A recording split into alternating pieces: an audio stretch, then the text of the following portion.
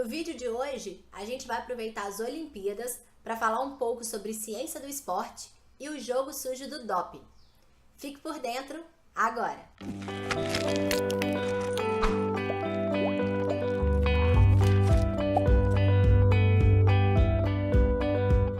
Ontem, dia 5 de agosto, começaram oficialmente os Jogos Olímpicos do Rio. E sabia que a equipe brasileira de atletismo de velocidade se preparou carregando um carrinho para melhorar a potência de largada dos atletas? Eu fui até a Unicamp, onde o carrinho foi construído, para saber um pouco mais sobre o equipamento. Olha só.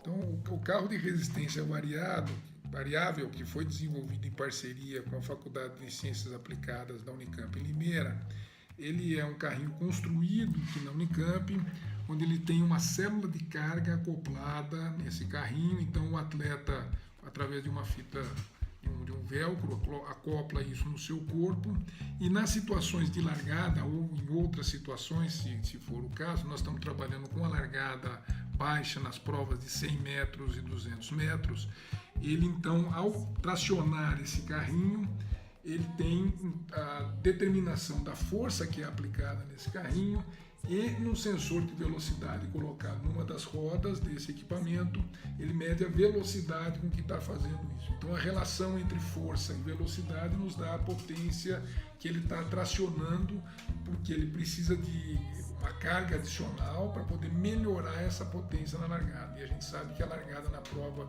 dos 100 metros é extremamente importante para que ele consiga ter um desempenho bom. E esse é apenas um pequeno exemplo de toda a ciência envolvida por trás de uma Olimpíada. E isso falando de um país como o Brasil, que não tem a chamada tradição olímpica. Eu não sei se vocês sabem, mas os Jogos do Rio são os de número 31 da era moderna. Depois que os romanos dominaram a Grécia, os jogos foram abolidos e só foram retomados muitos anos depois por uma iniciativa de um francês chamado Pierre de Coubertin. E foi em 1896, já na primeira Olimpíada dessa nova era, que um americano chamado Tom Burke inaugurou o que a gente pode chamar hoje de ciência do esporte. Burke chegou para correr a prova dos 400 metros com uma sapatilha e com os pregos na sola. E não bastasse isso, ele agachou ao lado dos outros competidores que já estavam de pé para largar. Ficou todo mundo olhando. Quem que é esse cara, velho? É o cara do ouro. Chegando na frente, Burke provou que a sua postura dava mais impulso na largada e aquele calçado exótico garantia maior estabilidade ao longo da prova. 4 anos depois, estava todo mundo largando de cócoras e de sapatilha. E a partir daí, cada vez mais ciência foi usada para aperfeiçoar o esporte, se tornando hoje em dia uma indústria que movimenta bilhões de dólares e uma área com várias especialidades e objetivos que nem sempre são fair play. Embora um dos objetivos da ciência do esporte seja combater o doping, a trapaça química é justamente uma parte ou um dos produtos dessa ciência.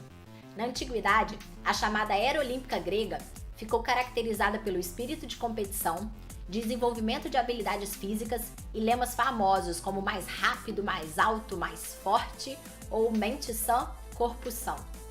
Nessa época, o culto ao corpo era celebrado com diversas festas e atividades esportivas, sendo a mais importante delas a de Olímpia, que era a cidade onde ficava o templo de Zeus, que era o deus supremo. Os Jogos de Olímpia ocorriam de 4 em 4 anos e eram tão importantes que as cidades gregas decretavam trégua para que as pessoas pudessem viajar livremente para acompanhar e competir. No início, as provas eram principalmente saltos, lutas, lançamentos de dardos, de discos e corridas. E os vencedores ganhavam status de heróis. A eles eram concedidos os louros da vitória em forma de coroas em homenagens no próprio templo de Zeus. Eles eram considerados escolhidos mesmo pelos deuses. E embora, claro, sem esse caráter religioso ou divino, essa aura transcendental permeia o esporte até hoje, principalmente nas Olimpíadas, em que a gente tem muito forte os desafios dos limites do corpo através da enorme importância dos recordes. Já em 1904, o maratonista Thomas Ricks venceu a prova depois de tomar algumas doses de estricnina misturada com clara de ovo. Em 1948, o boxeador argentino Mauro Cia, com autorização dos jurados, anestesiou a mão direita com uma injeção de cocaína, nocauteou um australiano e foi o bronze dos meio pesados na competição. O recente escândalo russo girou em torno talvez de uma das trapaças químicas mais populares na história do esporte. Sucesso de amadores a profissionais, essas substâncias alteram o metabolismo do corpo, imitando alguns efeitos de hormônios masculinos naturais, como o aumento de massa e força muscular do atleta. Para conseguir os resultados desejados, os anabolizantes são administrados em doses altíssimas, podendo ser detectado no corpo desses atletas até 1 ano depois do uso. No caso dos russos, o uso de anabolizantes era regular, mas não era detectado graças aos esforços do governo e de entidades envolvidas para encobrir os resultados dos exames. E nem só de anabolizantes vive um atleta dopado. Esses exames já foram utilizados para detectar várias outras substâncias usadas de forma ilegal para dar uma forcinha no desempenho. Os beta-bloqueadores, por exemplo, são bem úteis em esportes que exigem precisão, como por exemplo arco e flecha e tiro, já que atuam no sistema cardiovascular, diminuindo o ritmo dos batimentos cardíacos. Os narcóticos às vezes são utilizados para combater dores agudas ou moderadas, independente dos efeitos colaterais, como dependência física ou psíquica e transtornos respiratórios. E tem também a autotransfusão.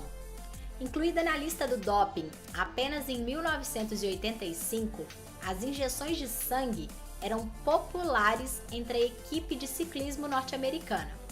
Alguns atletas injetavam até 1 litro de sangue pouco antes da competição para aumentar a quantidade de glóbulos vermelhos, o que pode melhorar a capacidade de circulação de oxigênio entre as células em até 5%. Fora o uso de substâncias como diuréticos e estimulantes como a cafeína, cujo uso e abuso são amplamente conhecidos e divulgados. São vários registros de atletas que morreram precocemente devido ao uso prolongado dessas substâncias perigosas, sem contar os acidentes durante as competições. Em 1960, nas Olimpíadas de Roma, um ciclista morreu por overdose de anfetamina durante uma prova. E teve o caso do halterofilista russo, medalha de ouro em 68, que rompeu um dos músculos das costas, que era inchado de anabolizantes, ao levantar uma barra de 160 quilos. A barra caiu na nuca do atleta, quebrou uma de suas vértebras e ele ficou paralisado para o resto da vida. Agora eu te pergunto, vale arriscar tanto a própria vida por um recorde? Vale. Como a gente falou, a superação dos limites do corpo continua algo inebriante, mesmo que para isso a gente tenha que ter uma ajudinha escusa. E a glória olímpica continua sendo o sonho de muita gente.